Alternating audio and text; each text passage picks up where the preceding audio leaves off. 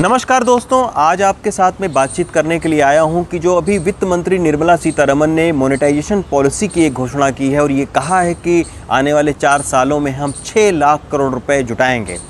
तो इस 6 लाख करोड़ रुपए के जुटाने में रेलवे का भी एक बहुत प्रमुख किरदार है। तो इसी की वजह से हम रेलवे के ऊपर में बात करेंगे कि रेलवे से जो 2 लाख करोड़ रुपए आने वाले 4 सालों में फ़ंड जुटाने और पैसा कमाने की सोच रही है सरकार, उसमें तमाम सारी अड़चनें भी हैं। ऐसा नहीं है कि घोषणा कर दिया तो इसका मतलब है कि वो रेलवे से फंड जुटा लेगी। उसमें तमाम सारी अड़चनें भी हैं और कहीं ना कहीं एक बड़ा जो तबका है वो सरकार की इस नीति का विरोध भी करता है। तो अब रेलवे से 2 लाख करोड़ रुपए अगर जुटाए जाएंगे तो वो 3-4 चीज़ों पर जुटाए जा सकते हैं। सबसे पहला जो है, ट्रेनों को प्राइवेटाइज़ करना, यानी आम निजी हाथों में ट्रेनों को देना, और उसकी शुरुआत सरकार कर चुकी है। 2 ट्रेनें जो है तेजस नाम की, उसकी उन्होंने बिड किया था और हालांकि उस बिड में बहुत ज़्यादा निजी कंपनियों ने इंटरेस्ट नहीं दिखाया, तो सरकार ने एक बैकडोर से IRCTC को उस ट्रेन को चलाने को दे दिया। चूँकि IRCTC आपको पता है भारत सरकार से जुड़ी हुई कंपनी है, कॉरपोरेशन है, तो उसने चलाया, लेकिन उसके चलाने में भी सफल वो बहुत हद तक अभी भी नहीं हो पा रहे हैं, क्योंकि जब तक 70% जो है सीटें तेजस की नहीं भरेंगी, ट्रेन चलेगी नहीं। और यही वजह है कि साल के ज़्यादातर दिनों में तेजस की सीटें बहुत ज़्यादा नहीं भरती हैं, क्योंकि उसके टिकट महंगे हैं। तो इसी के चलते जो तेजस है वो इस पूरे कोरोना काल में खड़ी रही है और अभी भी वो कोई बहुत रेगुलर जो है वो ट्रेन नहीं चलती है। तो अब सरकार ये कह रही है कि 109 जो रूट हैं उस पर 150 प्राइवेट ट्रेन चलाकर हम 30,000 करोड़ रुपया जुटाएंगे। तो ये एक रेलवे की योजना है। अब देखना है कि वो योजना कहाँ तक सफल हो पाती है, लेकिन फ़िलहाल अभी रेलवे ये प्लानिंग कर रही है। तो ये हो गया ट्रेनों के प्राइवेटाइज़ करने की बात। दूसरा जो है वो रेल अपने प्लेटफॉर्म से पैसा कमाना चाहती है। चूँकि आज की तारीख में रेलवे ही एक ऐसा मंत्रालय है, एक ऐसा विभाग है सरकारी, जिसके पास शहर के अंदर ज़मीन है और काफ़ी बड़ी ज़मीन है उसके पास में। तो वो चाहे बेंगलुरु हो, चाहे दिल्ली हो या कोलकाता हो, रेलवे के पास में ज़मीन है। और ज़मीन ही नहीं, रेलवे के पास फुटफॉल है, यानी रेलवे स्टेशन पर लाखों लोग जो है हर रोज़ आते जाते हैं। तो इसके चलते रेलवे को लगता है कि अगर हम इसका रीडेवलपमेंट करेंगे, यानी रीडेवलपमेंट कैसा कि अगर निजी कंपनियों को हमने प्लेटफॉर्म दे दिए और वो प्लेटफॉर्म के कुछ हिस्से पर मॉल, सिनेमा हॉल या होटल बनाते हैं, तो एक उसको प्राइवेट कंपनी को फ़ायदा भी होगा और प्राइवेट कंपनी उस प्लेटफॉर्म पर निवेश भी करेगी, तो इससे रेलवे का भी फ़ायदा होगा। तो इसी के तहत रेलवे ने नई दिल्ली रेलवे स्टेशन, गांधीनगर, हबीबगंज, इस तरीके के रेलवे स्टेशन को रीडेवलप करने की जो बिड है, वो प्रोसेस है, उसको शुरू किया हुआ है। गांधीनगर का आपने देखा कि उसको तैयार भी किया जा चुका है, लेकिन उसमें भी मैं आपको बताऊं कि बहुत ज़्यादा रीडेवलप करने के लिए निजी जो कंपनियां हैं वो उन्होंने बहुत ज़्यादा दिलचस्पी नहीं दिखाई है। निजी कंपनियों को लगता है कि चूँकि रेलवे के तमाम सारे शर्त हैं कि आप ये बना सकते हैं, ये नहीं कर सकते, तो इसी के चलते निजी कंपनियों का ये मानना है कि जब तक हमें फ्री हैंड नहीं दिया जाएगा कि हम ये डिसाइड करेंगे कि हम रेलवे स्टेशन पर क्या बनाएंगे, तब तक जो है इसको लेना उनके लिए मुनाफे का सौदा नहीं है।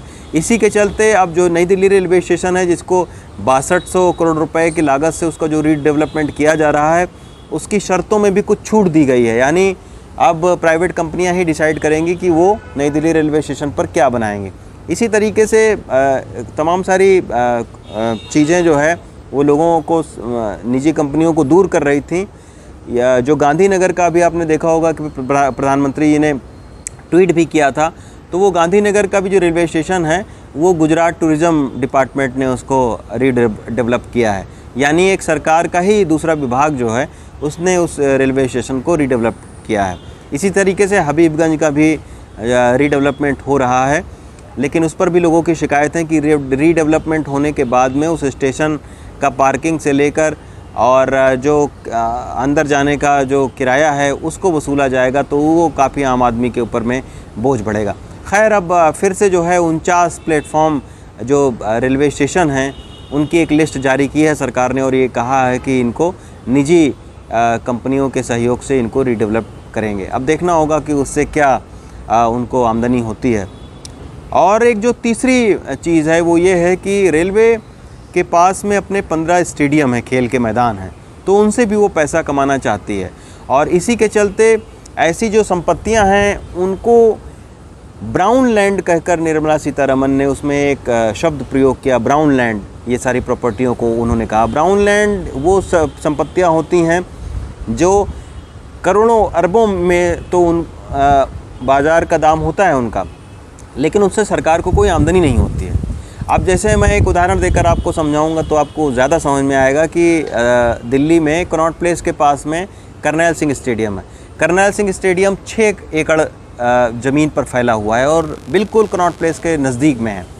तो अब रेलवे की कोशिश है कि उस रेलवे स्टेशन को भी जो है उससे भी किसी तरीके से फ़ंड जुटाया जाए। तो उसका जो बाज़ार भाव है, अब कनॉट प्लेस में 1 मीटर ज़मीन की कीमत है करीब 7 से 10 लाख रुपए। तो 6 एकड़ जो स्टेडियम है उसका जो बाज़ार का भाव है वो तकरीबन 2000 करोड़ रुपए की प्रॉपर्टी है। तो अब सरकार उस पर भी एक स्टडी करवा रही है कि आखिर ऐसे जो 15 स्टेडियम हैं जो कि गोरखपुर, लखनऊ, बेंगलुरु, कोलकाता, इन सारी जगहों पर है, इन स्टेडियम से कैसा पैसा कमाया जाए।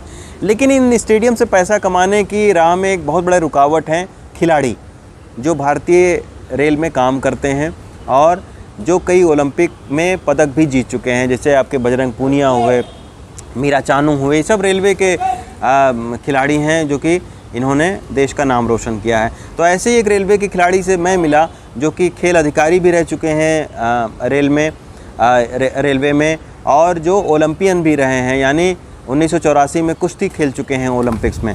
तो उनकी क्या बातचीत है, रोहताश जी हैं, उनसे आप एक बार बातचीत सुनिए। क्या क्या अभी इस स्टेडियम में होता है और अगर स्टेडियम को कॉमर्शियल यूज़ किया जाए तो उससे क्या खेल पर इम्पैक्ट पड़ सकता है? अगर इसको कॉमर्शियल यूज़ के हिसाब से देखेंगे तो हमारा जो रेलवे का सपोर्ट है वो बर्बाद हो जाएगा। कैसे?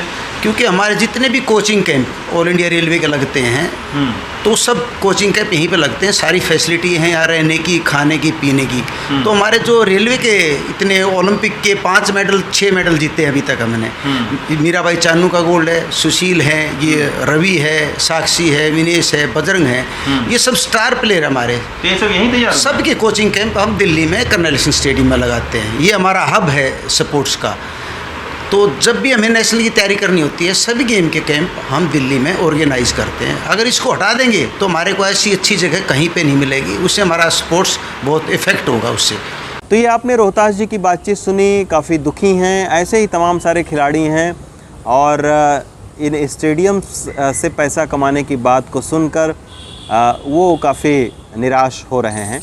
तो इसमें 2 वर्ग हैं। एक वर्ग तो ये चाहता है कि हाँ, रेलवे की अगर ऐसी डेड प्रॉपर्टीज़ हैं, अगर ऐसी ब्राउन लैंड हैं रेलवे का, तो उनसे फ़ंड जुटाने में कोई हर्ज नहीं है, क्योंकि रेलवे को आने वाले समय में 1 लाख करोड़ रुपए चाहिए आधुनिकीकरण के लिए।